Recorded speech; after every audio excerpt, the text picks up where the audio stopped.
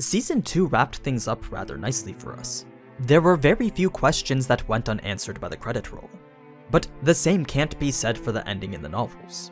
Setting aside the whole cliffhanger ending they decided not to include, there was also quite a few missing details that would have left us with even more questions.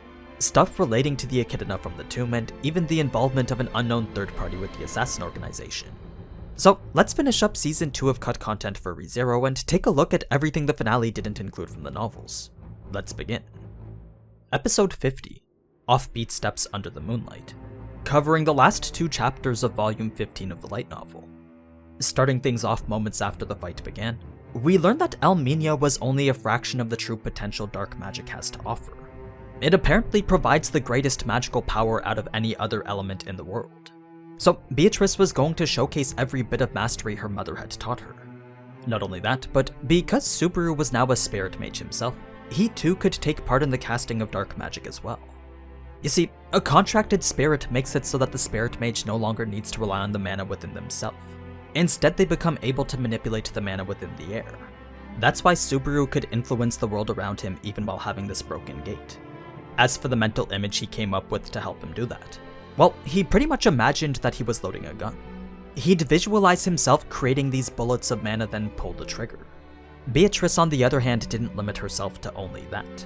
She was instead using many different variations of all the spells in her arsenal, almost as if she was trying to showcase everything she was capable of to Subaru. Now, once Subaru and Beatrice had come up with their plan to win, a large part of it was out of consideration for Amelia.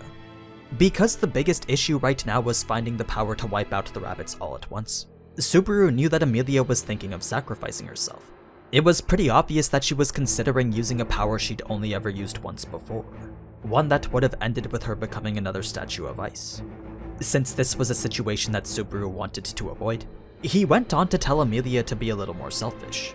He didn't want her to continue to think that it was okay to hurt herself so long as everyone else was saved. So Subaru made sure to come up with a plan that completely avoided that. A plan that would culminate with the casting of a spell known as Cocytus. As the icy prison began to float its way into the sky, Subaru felt the need to hurl one last insult, all while flipping them off in the process, bringing us now to the final moments of the battle. If you're wondering why the rabbits began to eat themselves here, well, that's because Al-Shamak had deprived their senses of any potential prey. By removing their ability to determine where the closest source of mana was, it made it so that hunger was no longer their most overwhelming sensation. Instead, the only thing the rabbits now felt was disappointment and despair. So, with no clear goal in sight, the rabbits were left with no choice but to consume whatever was closest to it. That was the only way it could attempt to satisfy its single desire. In the end, all that was left was an endless loop of hunger, despair, and rebirth. There was no limit to the cravings it felt it needed to satisfy. But as this hellish cycle continued, there was a slight moment where the demon beast itself began to wonder if this was how their mother felt. It was a single instance of reason that manifested itself into one momentary thought. A short-lived perception of itself and its mother that ended up quickly being overshadowed by the madness of gluttony. Anyway, with the rabbits having been defeated by the greatest of spells in the Shamak variant, we can now move on to the moments in the tomb. One thing to note about Roswaal here was that he wasn't wearing his typical jester's outfit. Instead, he wore clothing similar to what he had back when he lived in Sanctuary. He didn't even have any of his makeup on. So that's why Beatrice had made the comment about him acting rather different. Now, after Roswaal revealed that he'd been transferring his soul over to the bodies of his kin, Beatrice realized it'd been staring her right in the face the entire time. The single blue eye from his original form was the one thing passed down from body to body. This, however, wasn't Beatrice's reason for hitting him. It wasn't her right to punish him for having stolen the bodies of his children. That right belonged solely to the children themselves. So it was for this very reason that Beatrice decided to dismiss it, instead only blaming him for burning down the library. As Roswaal was about to explain his involvement with everything else, Beatrice figured it was probably best not to hear it. She felt that if Roswaal was to identify all the schemes he'd been a part of, then it was likely she wouldn't have been able to forgive him at all. So, for the sake of the truce with Subaru, Beatrice simply didn't allow him to talk about it.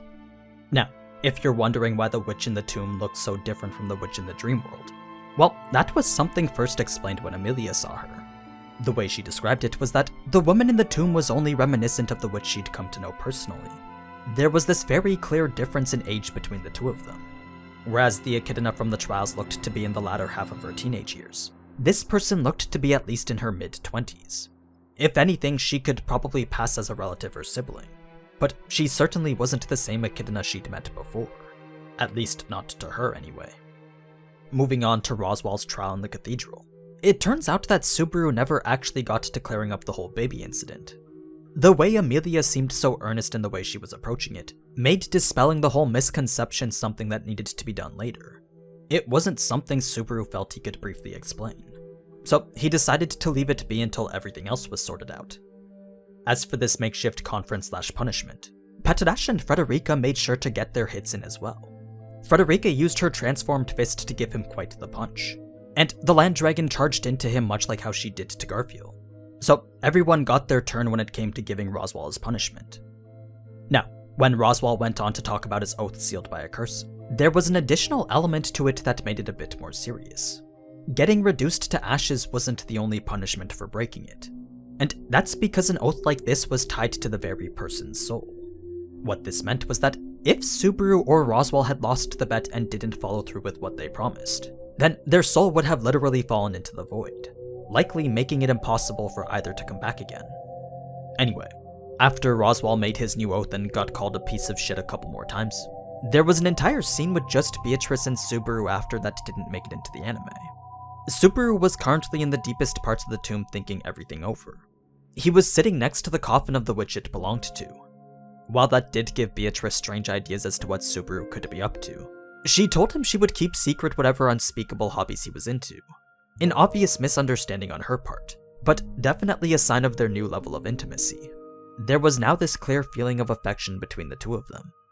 In any case, Beatrice then went on to identify the woman in the coffin.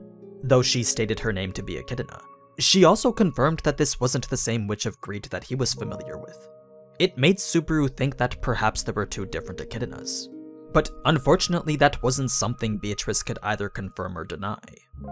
As the two continued to talk, the topic of conversation shifted over to Shima's sacrifice, specifically her disappearance along with the original Ryuzu and the crystal that sealed her. While her sacrifice was an unavoidable step in freeing Sanctuary, Subaru believed her choice to do so was all for the sake of Garfield, so he felt it was necessary to live up to the standards she laid out for them. Now, it's after all this that the most important part of their conversation begins.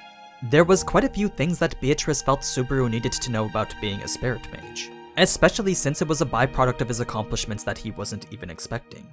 First was that Beatrice was no regular spirit. She wasn't a lesser spirit, greater spirit, or even quasi-spirit.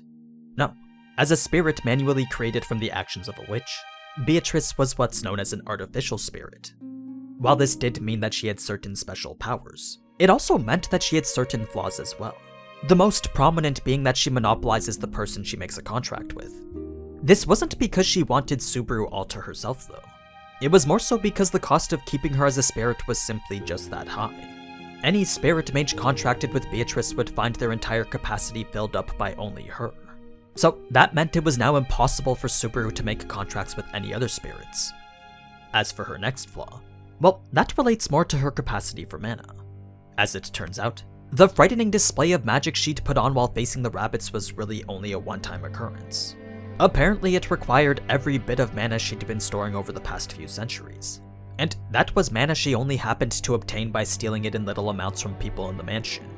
So what we saw here was essentially 400 years worth of mana coming to the surface, resulting in a complete depletion of her reserves all the way down to zero. What this meant was that Subaru would now have to use his own personal mana just to keep Beatrice corporeal, leaving nothing left for any sort of magic whatsoever. So the two of them were now this duo of spirit and spirit mage currently incapable of casting magic, likely the first ever of its kind. Now, moving on to the ceremony of Subaru's knighthood, there were quite a few additional reasons for it aside from Roswaal just following through with the promise. Not only did this qualify Subaru to stand by Amelia's side, but it also formalized the merit of all his accomplishments. You see, by becoming a knight, the news of him defeating the White Whale and an Archbishop of Sin would reach even the neighboring kingdoms. So part of this was to gather a lot of foreign and domestic interest in Amelia's candidacy. That's why such an extravagant ceremony was needed. As the topic of conversation shifted over to Anne, Subaru couldn't help but feel a bit jealous over how close she was with Amelia. Yes, she was only 9 years old, but it did make sense that she would get along with Amelia since the two were pretty much the same age mentally. In fact, she was probably even more mature than Amelia was. There was, however, one thing that Subaru actually didn't like about her, and that was the fact that she was the one who planted the absurd idea of how babies were made. In any case, it turns out that Roswaal had planned for this private conversation to happen. He even went so far as to put up some sort of people-repelling barrier. That way the two could talk about Echidna without having to worry about being overheard or disturbed. The first thing Roswaal mentioned was that Echidna didn't have any siblings or relatives, basically confirming the existence of a single witch of greed. What this meant for Subaru was that the Echidna he met in the dream world was someone else.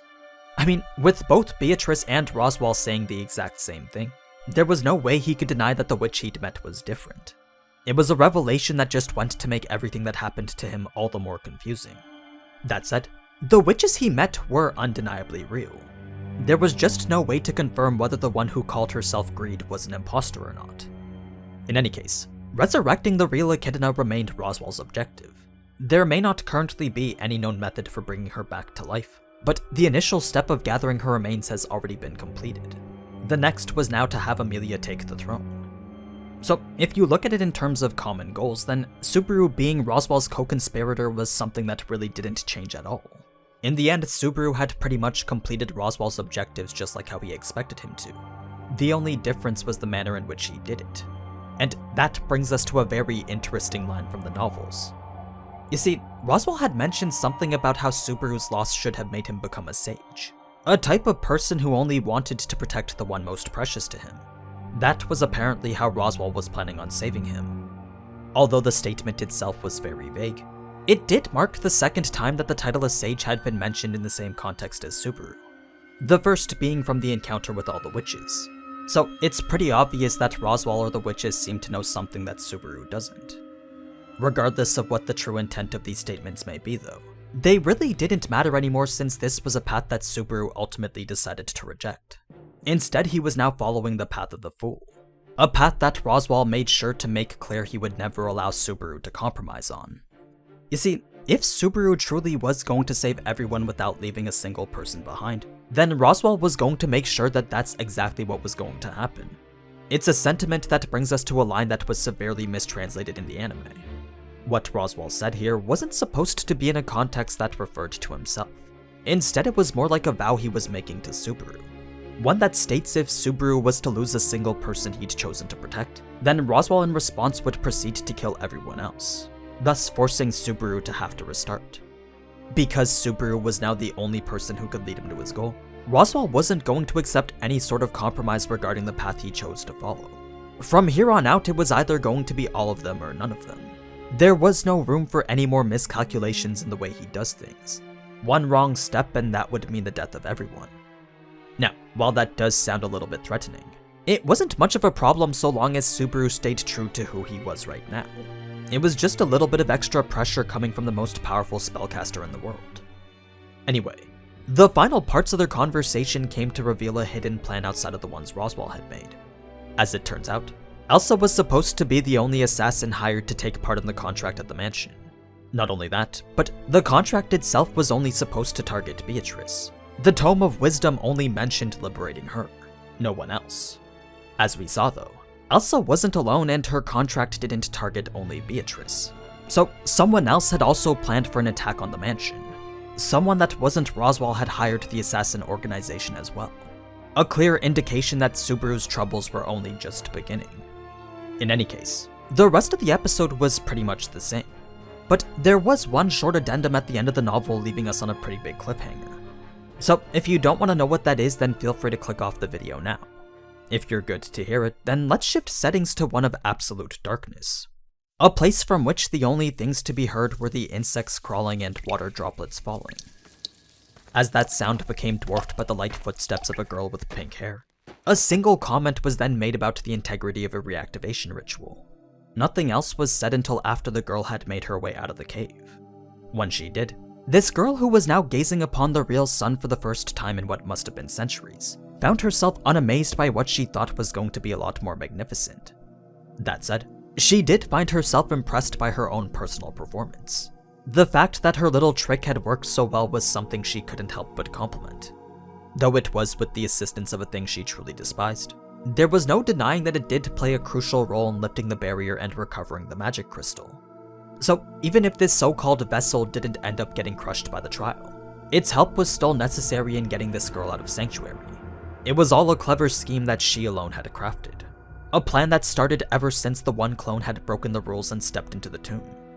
The day that she did, the witch who rested there had inserted a small portion of her soul into the clone's body, slowly but surely growing her presence and taking it over. This wasn't the same as bringing herself back to life, though. Revival by attaching a soul to another body was completely different from reviving the dead. This was much less elegant. Even so, the girl was happy to be able to once again walk amongst the living, ultimately naming herself Omega out of consideration for the current situation and certain intentionally vague details. So, as Omega recounted everything that had happened before she got here, there were two things she believed to be worth keeping an eye on in the future. One was related to Subaru and the other to Garfield. We don't exactly know what it is she found to be so interesting about them, but she decided it was best to keep an eye on them as they eventually come to face a person that she could only refer to as him. In the meantime, though, Omega would journey forward in search of answers to the infinite number of questions that awaited her. To her, this world was nothing more than a treasure trove of knowledge intended to satisfy her limitless greed for it. So, for the first time in 400 years, a new witch had been released onto the world. This was the true ending to the arc of Season 2. But yeah, that's gonna wrap things up for our cut content of ReZero's second season. Hopefully you guys enjoyed seeing the broader scope of the entire story. But now that we're done with this for what's probably going to be a couple of years, I'll be shifting back into more variety content until Mushoku Tensei starts again. So you can expect a couple How Strong Are videos amongst some other stuff as well. If there's any specific topic you'd like to see, then feel free to comment it down below. But anyway, as always, thank you so much for watching, and if you enjoyed this type of anime content, then you already know what to do. So, until next time, ciao!